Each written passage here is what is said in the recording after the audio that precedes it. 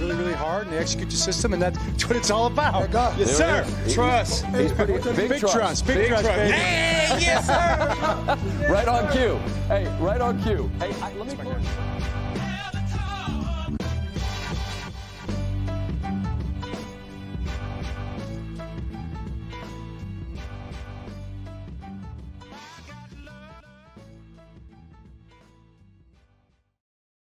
We're back on the Jumbo Set podcast. It is Tuesday, August 20th.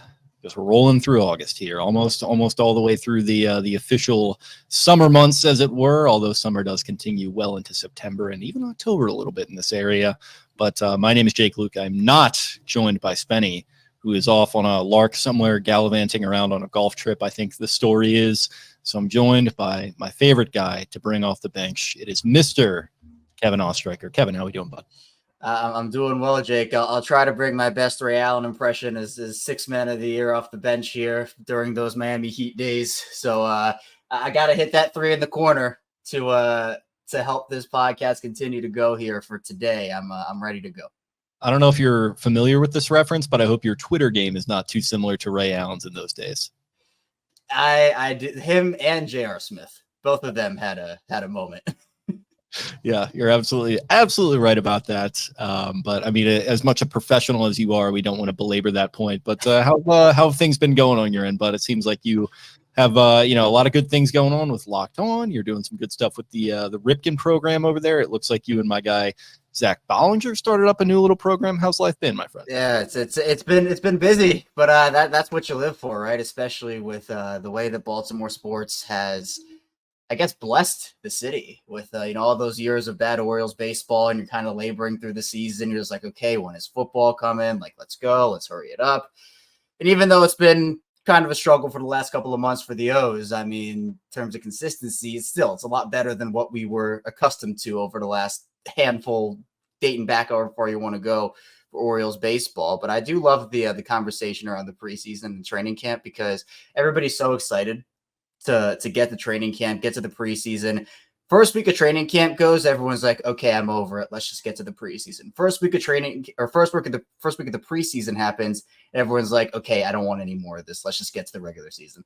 Especially how they're scaling the preseason back, both writ large with the NFL, where they've removed a game and it feels like they're emphasizing it less, but also the way the Ravens are approaching it now, where Dobbins gets injured down in Washington a couple of years ago, and it's just been absolutely crickets from a starter's perspective, and Ravens really don't play starters in the preseason anymore. I personally am totally fine with that, but it absolutely raises my blood pressure when I see a Kansas City game going on and we've got Patrick Mahomes pulling another thing out of the old, just another little trick out of the old back pocket there, doing the little behind the back pass there to Travis Kelce. Just absurd behavior by the Chiefs. And now it's got everyone questioning, well, the Chiefs are playing their starters. Mahomes is playing. Should Lamar and the Ravens be following suit so they're going to be ready for week one?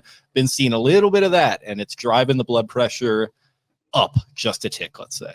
Yeah, preseason narratives, and I agree with you where it is not. I mean, we literally saw Hollywood Brown get injured on, I think it was the first literal play of the Chiefs preseason, and now his availability is in doubt. So, like, I get you got to weigh preseason experience, getting guys out of their little rust shapes and getting them molded a little bit for the season versus the injuries.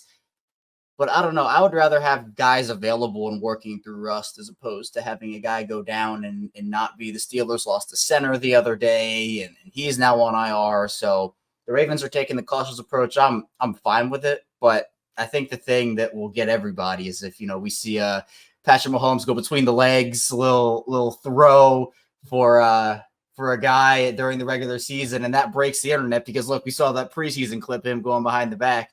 And I think everyone's like, oh, well, when he does this in the regular season, he's not going to do that in the regular season unless a very unique set of circumstances present themselves. And even then, I'd be pretty shocked if you pulled that off. Preseason for some of these guys it's like spring training, just throwing stuff at the wall, seeing if you can get away with something, and then not doing it in the regular season. Yeah, just the nonchalance with which he talks about it. Like, oh, yeah, I didn't, that wasn't planned out or anything. it's like, come on, man, because at the end of the season, that's going to be on all the montages and stuff. Everyone's going to forget it happened in a preseason game, and the Chiefs, the continued coronation of the Chiefs dynasty is just going to continue, which just absolutely drives a stake through my heart. But yeah, that's Hall of Fame tape. I guarantee you that clip is going to be on the Hall of Fame montage they play as Mahomes walks up there, and no one will remember it's a preseason game. Oh, he went behind the back. He went behind the back, and no one understands it was in a preseason game in what, like the first quarter.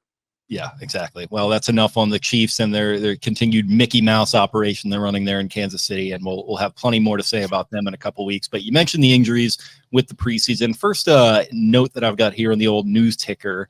Don't have a soundbite for this one, but it sounds like Devontae Walker returning to practice for the Ravens. They're going to be heading out to Green Bay later this week to play the final game of the preseason. What do you want to see from Tez Walker against Green Bay, if anything? Because it seems like the Ravens, the wide receiving core is coming together a little bit. There's been some uncertainty with injury issues with Bateman, and he's been kind of working his way back in. Sounds like he's doing pretty well right now. Nelson Aguilar remaining kind of quiet. Zay Flowers just sort of doing his thing in these practices too. But as that kind of, back end of the wide receiver rotation works out with Dayton Wade looking, pretty good in that recent preseason game, he's had some struggles as well. Feels like Tez Walker was kind of, I think people expect him to make something of a contribution to this team this year. How are you feeling about what you want to see from him this coming week and weekend and going forward? Yeah, I think it's just something. We haven't really seen anything over the course of training camp even and the preseason, where you mentioned he's been out with the injury, but he was such a star for them during OTAs and minicamp. By all accounts, he was one of the biggest winners, the guy who had his arrow pointing up probably the most for a lot of these players on offense. And then he just kind of got really quiet. And we know, Jake, we are not any strangers to workout warriors, minicamp guys who star and then disappear and you never hear from them again. But they need Tez Walker, not that they need him to be their number one receiver and go out there and catch 100 balls for 1,000 yards and 10 touchdowns or anything like that. But his skill set is something that Baltimore doesn't really have in that wide receiver room. Now, they have Mark Andrews as a big target, Isaiah Likely as a big target, and they're going to certainly play those guys a ton and move them around. But is a deep ball player. Tez Walker ran about a 4.3 640. He has the size. He plays even bigger than his size. I remember Miles Boykin on this team. I know you do too. And he was a guy that he was 6'4", but he played like he was 5'4". He didn't play like his size. Whereas Tez Walker, I feel like, is the opposite of that, and he will go up and catch contested passes. He'll fight for those balls, and not that the other receivers won't, but it benefits you when you do have that height advantage, and Lamar can just throw it up and doesn't have to worry as much about a couple of the things that maybe you would have to worry about with Zay Flowers, who is still an uber talented receiver and is going to be an amazing player for them this season. But for Tez, just being able to, if we get like a 4-catch for 45-yard performance, he has a couple of big gains in there, I'd be fine with that. Him coming in and actually just gaining some momentum, something he really hasn't been able to do over the course of training camp. Yeah, there's a real pedigree there too, which I think was missing with those guys. Like, this isn't like a Jeremy Butler way back in the day, undrafted. Yeah. This isn't a Shamar Bridges showing out in these preseason games and everyone's kind of getting a little hot in the pants about it. Like, this guy was a 4th-round pick, which is decently high, I think, for a wide receiver pool that grows deeper and deeper every year as all these kids grow up watching these wide receiver highlights, and that's the only position they want to play. And he was, I think, to some people, a steal for the Ravens. I think people expected him to go earlier than he did. So, yeah, I think there's some reasonable hype around this guy, nothing too crazy. But, yeah, it would be nice if he could go out there and really put on something of a show. Like you said, we just haven't seen anything. So if he could do something in this game, I think that would be exciting. Moving on, we have a little soundbite from Mr. Derrick Henry talking about getting comfortable and running behind one Patrick Ricard. Comfortable now. Yeah, I'm right at home. Training camp was good, and we got a lot better, still getting better. But yeah, I'm comfortable and right at home. Man, that's something I look forward to. So anytime 4-2's in front of me, I'm comfortable. So I'm good. Gotta make something happen. Anytime 4-2 is in front of me, I feel comfortable. I feel good. That makes me feel good to hear him say that. I think there's been a lot of talk about, types of personnel groupings that the Ravens are going to run, 11 and 12 and all these different kind of groupings. How are you kind of expecting this to play out early in the regular season? Because we're not going to see Derrick Henry in the preseason. We won't see much of Pat Ricard either, I wouldn't think. Are you expecting to see them sort of lean on him early in the season? And I think it ties in as well with the Lamar Jackson weight discussion. Are we kind of looking at a Thunder and Lightning type pairing where usually you'd see Thunder and Lightning with a running back 1 and a running back 2, but you've got Lamar Jackson slimmed down. He's probably going to be a little bit more elusive this year. He talks about how much better he's feeling. Do you expect that to be a good yin and yang to start the season off? I certainly do. Yeah, I do. I'm with you 100%. I agree. And part of it is I kind of go over like the defensive personnel groupings that these defenses are going to have to put out there on the field here, considering we know that Lamar Jackson can juke you out of your shoes, can run right by you, especially with his body transformation this offseason. But if that's the case, if you hand the ball to Derrick Henry and you have your lighter people out there to try to stop Lamar, to try to match his speed, well, Derrick Henry has that underrated speed element. Plus, obviously, he can just bowl you over one-on-one. Like, that's not really a contest for a lot of these guys. But then if you want to go heavy and try to stop Derrick Henry and, get a couple of guys on him, work that personnel grouping, well, then Lamar Jackson, with his weight now, can probably just run around the edge, something that we saw him not be able to do a couple of times last season, especially in that AFC Championship game against Kansas City, where it just didn't feel like he had all of his speed there in some plays that maybe 2019 Lamar Jackson, that MVP year, could have gone for a touchdown. He ended up getting stopped or didn't feel confident enough in his speed. But yeah, I mean, Henry's a guy that, like, it's no disrespect to Gus Edwards and J.K. Dobbins. Like, they were great players in this offense. They benefited and they did a good job. But Derrick Henry is just he's a different beast here. He's still one of the best running backs in the league. I think an added element for him, which I'm expecting to see a little more this season for the Ravens, is them using him as a receiver out of the backfield, especially on screens. I think that's something that we're going to see a lot more this season. And that's on Lamar too, to be able to go through his progressions. And then, you know what, if nothing's there, you just dump it down. Dump it down to whoever's there. Is that Henry? Is it likely Andrews? Whoever it is, that's a big thing. And I love how Henry is, not only talking about from the on the field perspective, feels comfortable, feels confident, but I mean, off of the field, he has really driven that food point home about how he loves the food. Obviously, is it a little back and forth with Patrick Queen? I think everybody's talking about, the first meeting between those two guys, like on the field, is going to be huge. Man, Derrick Henry has like the weight of like the crab cakes on his shoulders, Patrick Queen carrying the pierogies in there, and we're going to get that collision. And that's what I'm looking forward to, because that's going to determine the winner of this food battle, I feel like.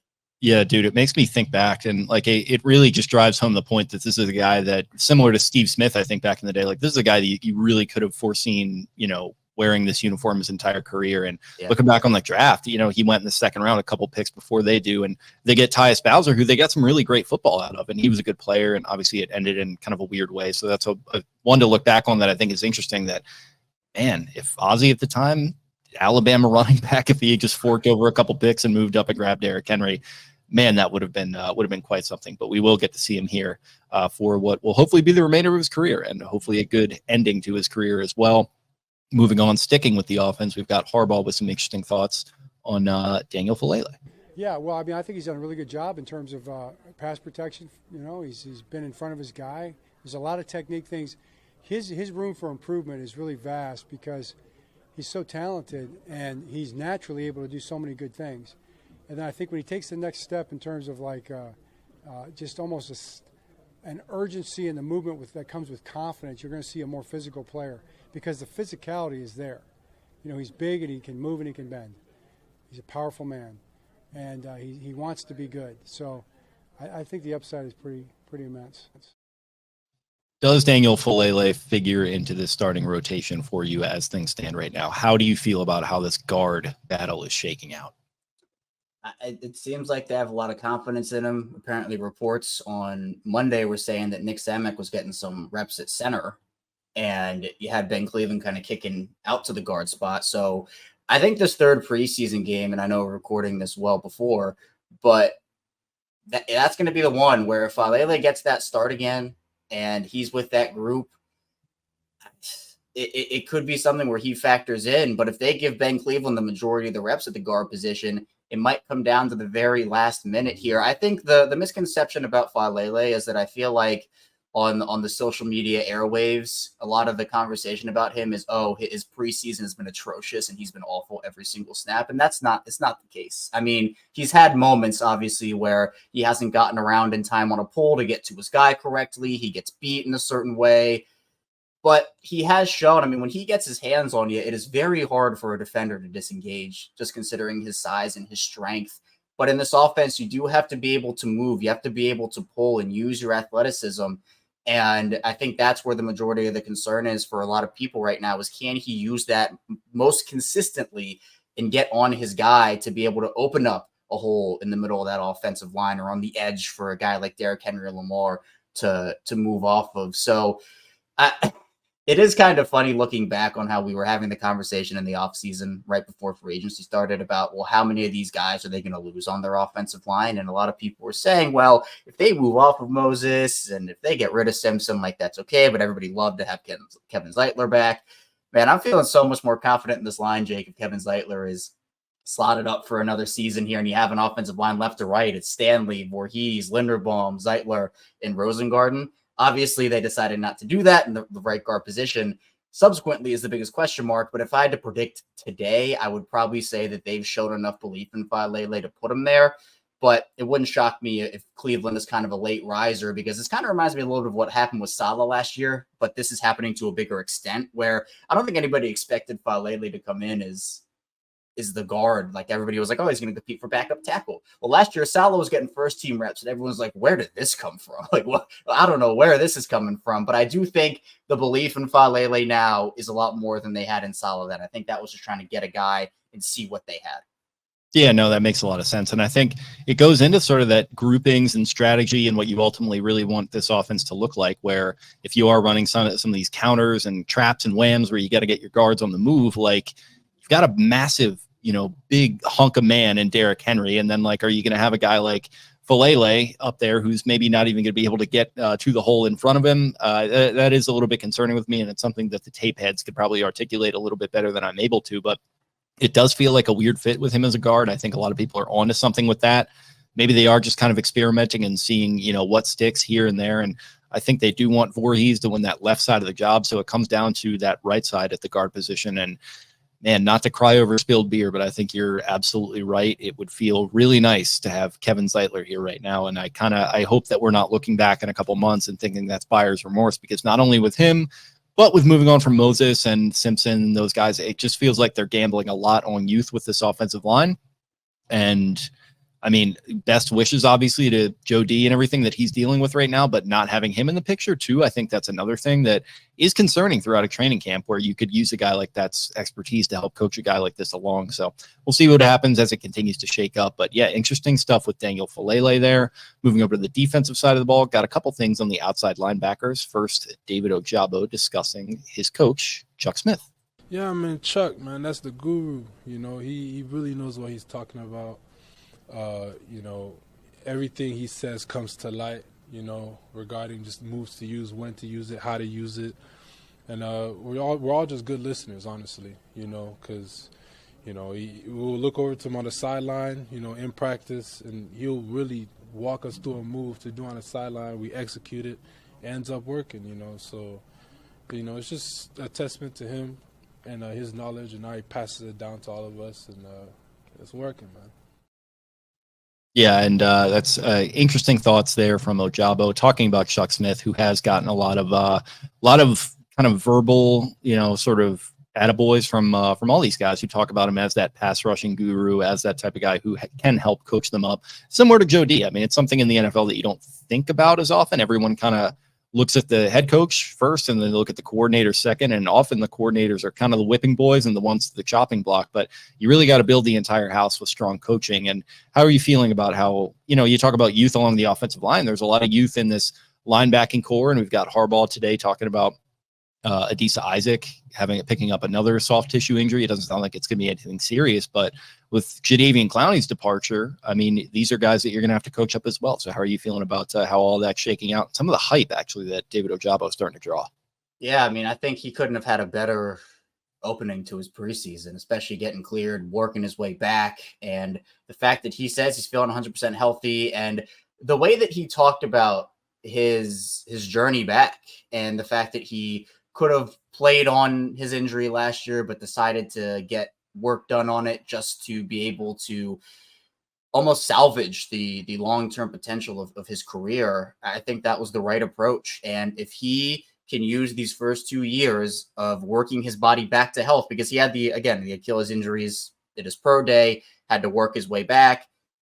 He, I think, did the right thing here, but he's a guy that the Ravens do need. And you mentioned the youth on the offensive line and the youth that they have there. It's really an entire team thing, where if they can get, I don't think anybody's asking for the pure Justin Madubuike breakout from David Ojabo this season. I think that's more Odafe Owe of like, oh, can he take that next step? But for David Ojabo, if he slots in anywhere from 6, 7 to 9 sacks this season, I think people are very, very happy with that production. Is a third guy behind Kyle Van Noy and Odafe Owe, assuming that those two can continue their production and Owe can take that next step that a lot of people are talking about. Tavius Robinson looks really good in his role. I think he's a beast up on the defensive line, super physical player, and is really, really good in run defense, who does have a little bit of pass chops to him as well, pass rushing chops. So I think the big question here is if some of those young guys struggle early, if Odafe Owe can't take a step, if David Ojabo continues to struggle with health, and hopefully, knock on wood, he does not,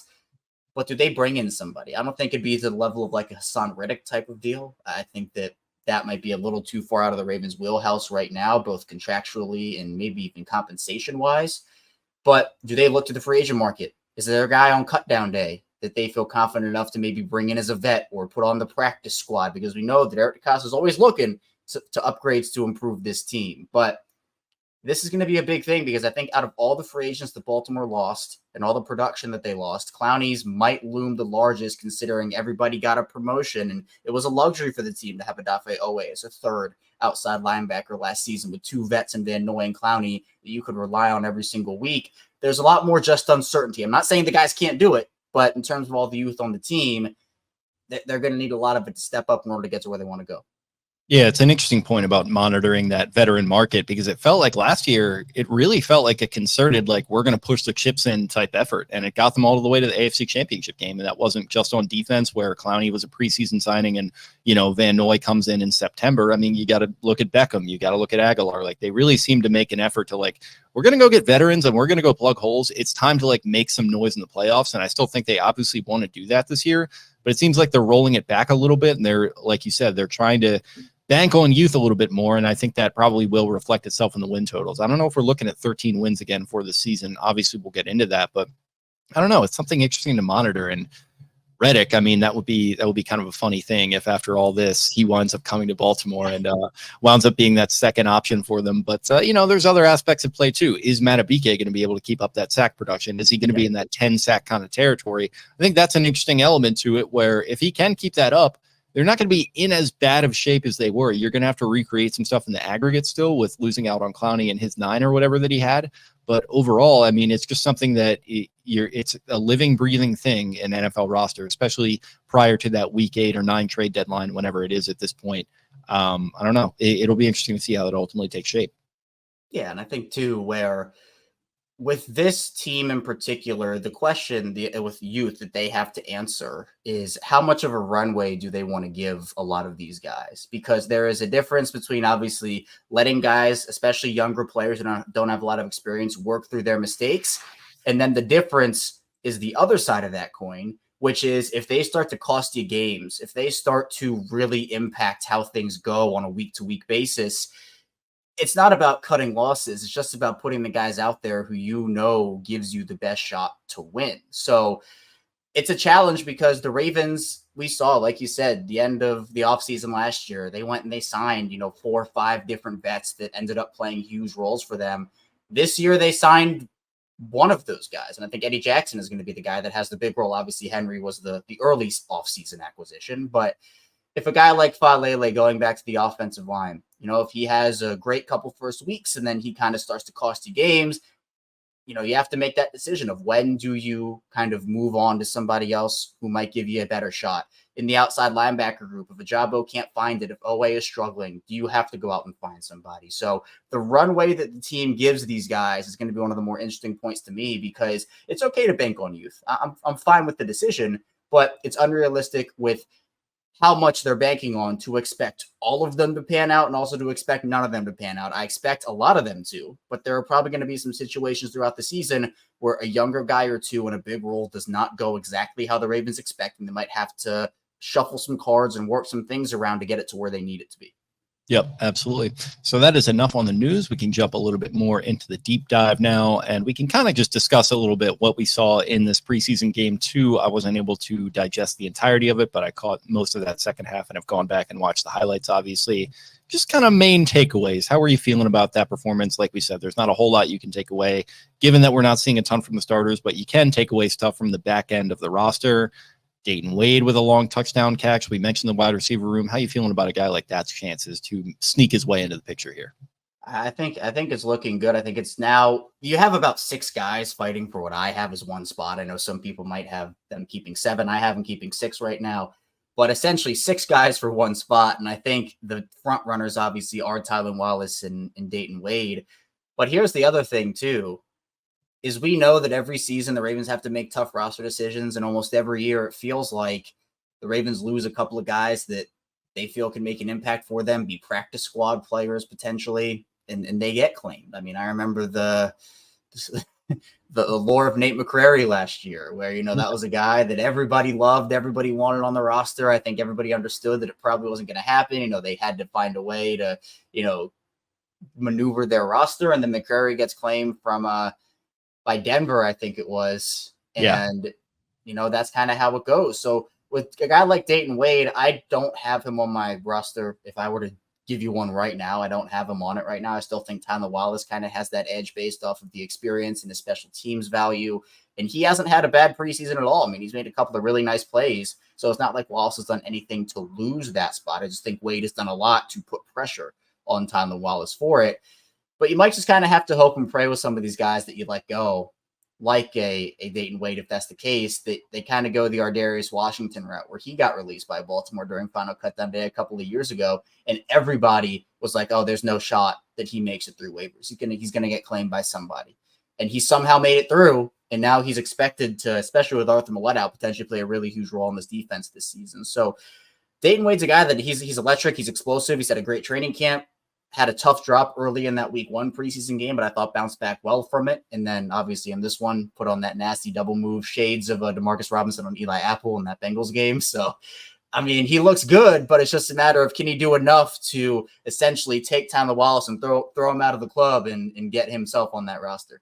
Yeah, I definitely think it's Wallace's job to lose at this point. I don't expect him to either. It does come down to that 6 versus 7 thing, because Wallace, not only does he have a little bit of bona fides as a, you know, back end receiving option, he's shown that too, but he's got the special teams versatility. I don't really love him as a returner. They seem to like him a lot more than I do in that regard. He obviously, you know, he has the big one to his name there against the Rams, but I think you know, he got a little bit of luck on that one, I think, with some broken tackling by the Rams and everything. So, but that's neither here nor there. I think they do still like him in that role, and he's got gunner versatility as well. Offensively, outside of that, I mean, Owen Wright with the touchdown, he's another guy. I mean, like that 3rd, 4th running back spot is very interesting right now, because Keaton Mitchell's not going to be on this regular season roster to start the year with his injury. He's going to be working his way back. So how do you feel about a guy like Owen Wright kind of working his way into the mix there? Looks right like now, I feel like, yeah, right. My fault on that. There was a big. I live on a highway. We got the cars. The problem is when we do these, I don't let you do your little kind of Ron Burgundy warm up there. Yeah, that's the thing. I have to get into the zone. That's exactly right. So, you know, the highway cars are coming by, and so you hear that on the mic, and so I'm like, let me mute myself, and then I couldn't get it out on time. But yeah, with Owen Wright, I think he is the number 3 back right now for me. Because I think even though the Ravens drafted Rasheen Ali, he's a guy that has a lot of talent. He hasn't really had a great training camp by all accounts. The preseason, obviously, he didn't play in this game against Atlanta, but I mean, even his game against Philly in week 1 left a lot to be desired, especially when they gave him like 3 straight opportunities to punch the ball in from pretty close out from the end zone. He didn't really do anything with it. I think Wright has looked explosive, especially in the 2 games. Obviously, it wasn't a great running game on both offense or defense for Baltimore in week 2 against Atlanta. Owen Wright had 8 carries for 9 yards in that game, so you're not really getting anywhere with 1.1 yards per carry. Did catch a touchdown, though, and he's had a couple of plays as a receiver. But, man, I'll tell you, for as good of a GM as Eric DeCosta is, and he is one of the best in the league, that 5th round just gives him so much trouble. Not afraid to cut 5th rounders either. We saw it happen with Caillou Kelly. Yep, he is, and he's a guy, and I know we've talked about this, you and I, of the Ozzie Newsome approach, which was it was very rare to see them move off of a draft pick for at least 2 years. They would try to let them develop as much as possible unless something crazy happened. Eric DeCosta says, if it's not working, we're done. We're moving on. We're trying to get these Speaking of guys. Wade's, I mean, Sean Wade, there's another one guy that people were excited about. They shipped him off to the Patriots in that trade. That was, Ben Mason was a 5th rounder. That ended very quickly. And I think his first, if I'm not mistaken, his first 5th rounder was Dalen Mack, the defensive lineman out of Texas A&M. Yeah, that 5th, man, that really is rough. I mean, I haven't looked up like particularly every single, I haven't done it in a while, but off the top of the head, I mean, that's 4 guys. And again, I'm not saying Ali's off the roster right now. We still have some week or so to go before that happens. But if it were the case again, I mean, is this a situation where he's kind of like stashed on IR? Do they try that? Because again, I believe he didn't practice again on Tuesday, so he's still not practicing. Do they just say, we know he's not going to get through waivers? A team is going to claim him most likely. Do they stash him on IR? Owen Wright gets that 3rd spot. And then when Keaton Mitchell comes back, you can kind of figure it out from there. I think even if there's no IR stash, I'm still putting Wright over Rasheen Ali. I just think he adds more to what they need at this point right now. Yeah, and I think that's the right mentality to have in an NFL that's just so like the things are different now than when Ozzie was in his peak years as a GM. There's less control on rookies. There's, a lot less flexibility in some of that. There's flexibility in other ways, but, just the clock ticks a lot faster for these guys. And it's harder to like bring a guy along and develop him. And, we grab this guy in the 5th round. Like, yeah, I think at this point, you're right. It's probably an IR stash, or he's probably just going to be packing his bags in favor of Owen Wright, which is unfortunate for a draft pick, but just kind of the way the cookie crumbles sometimes. Defensively, who was jumping out to you? I think for me, being not really a tape head, not as much of a ball knower as some other people, the guy that was jumping out to me a little bit was a guy who I am kind of almost inclined to not believe in University of Maryland prospects, because I think people get a little too excited sometimes where you got that Terp connection. People want to make that thing work a little bit more often. But Bo Braid, I think, was the guy who was standing out to me defensively. I will never forget the Stephon Diggs conversations, and a guy who they should have, the way that he fell, they should have drafted him. Shit, man. I mean, he went to the 5th round. If they had used a 5th round pick there, that might have been there we go.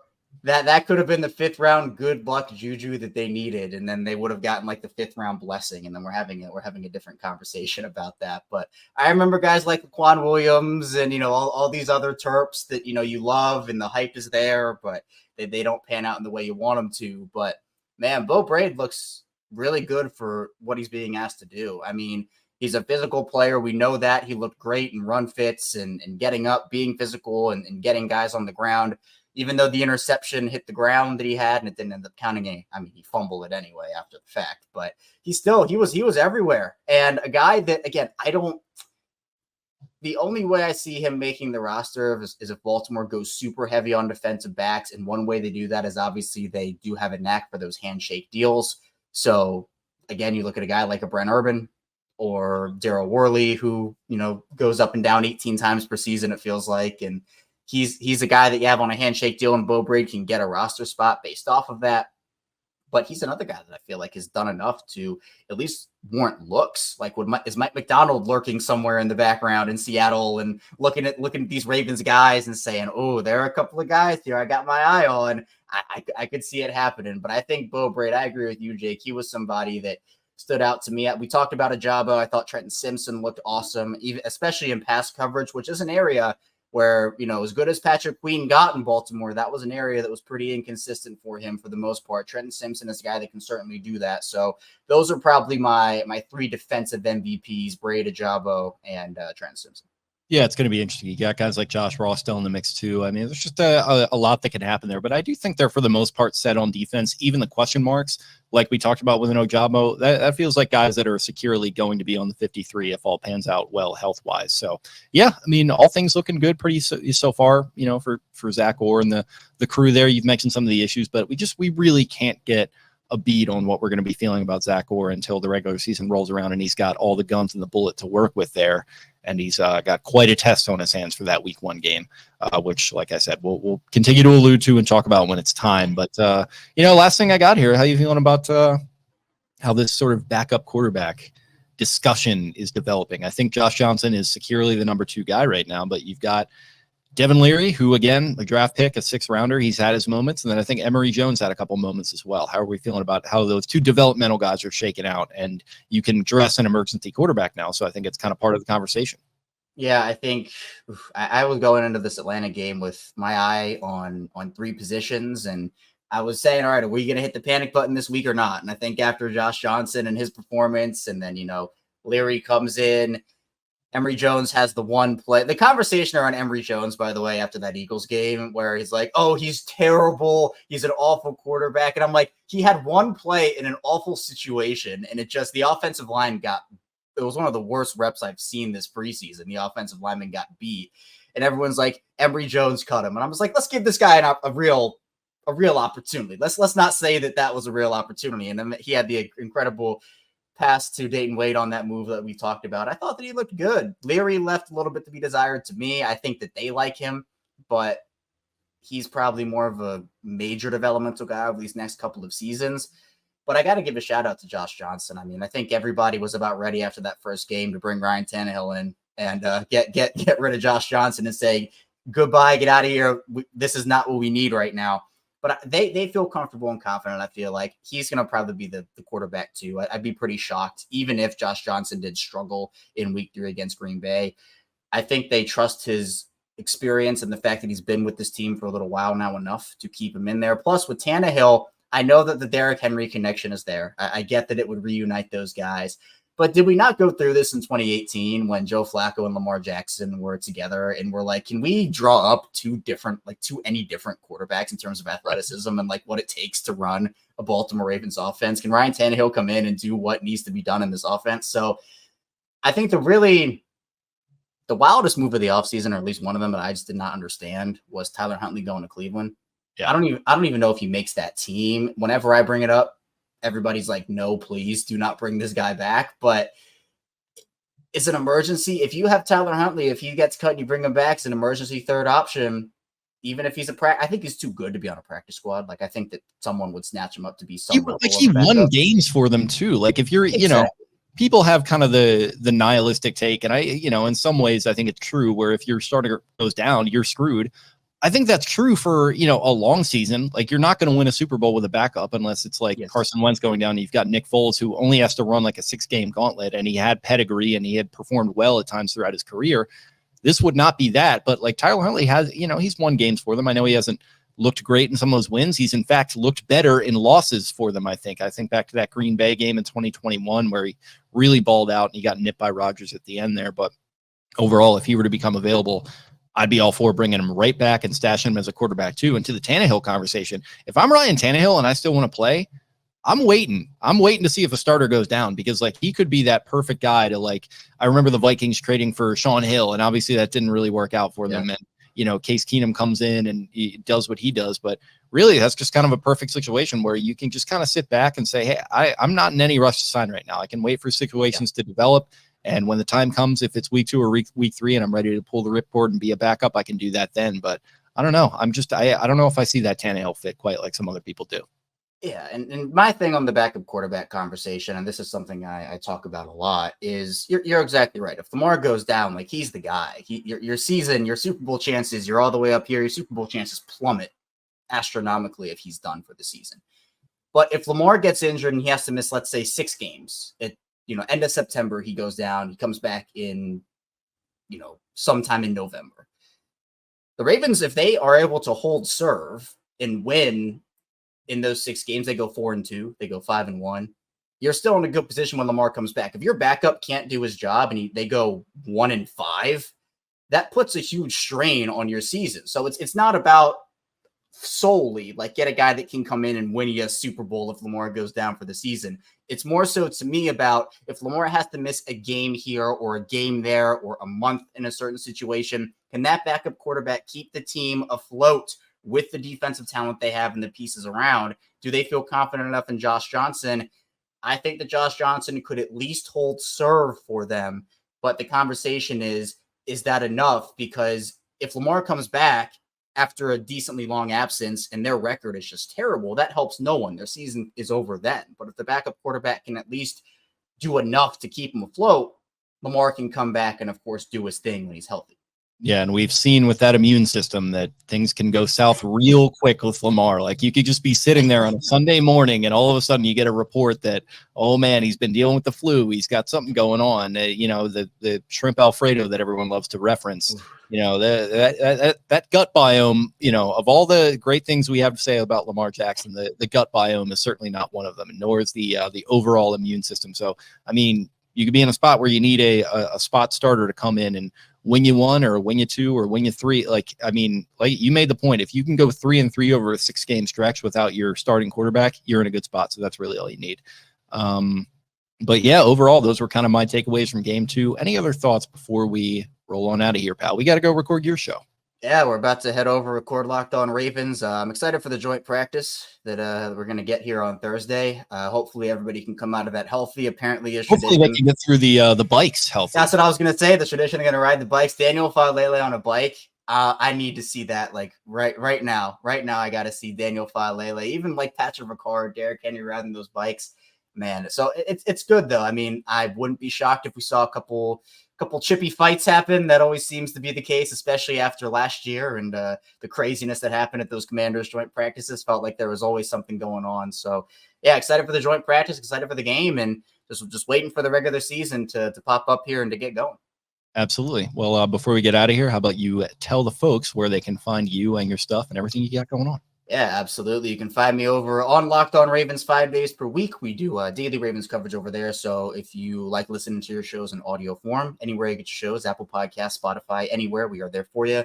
You just had a milestone with that the other day, by the way. Did I see that? Yeah, 5 years. 5 years of Locked On Ravens. August 12th, my first episode was about Kari Vedvik, Raven preseason legend Kari Vedvik. So talked about, I think, his trade value. Actually, funny enough, my second ever episode was talking about Jadeveon Clowney potentially going to the Ravens. And we all know that was the year he went to Seattle.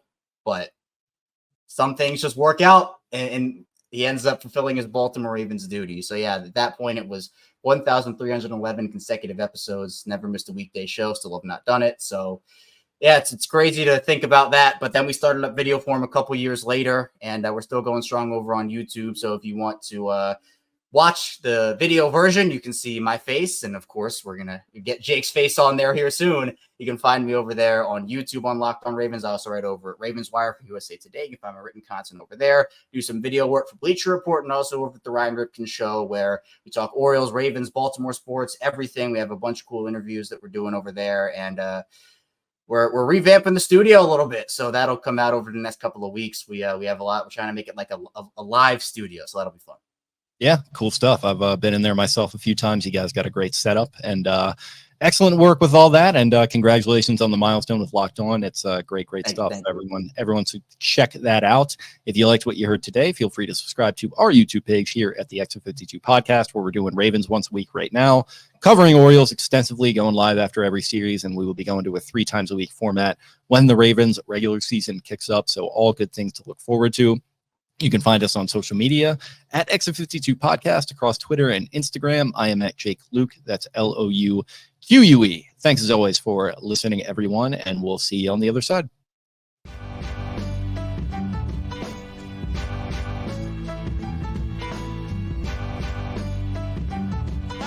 Really, really hard, and they execute the system, and that's what it's all about. Yes, sir. Trust. He's pretty big trust. Big trust, baby. Hey, yes, sir. Right on cue. Hey, let me.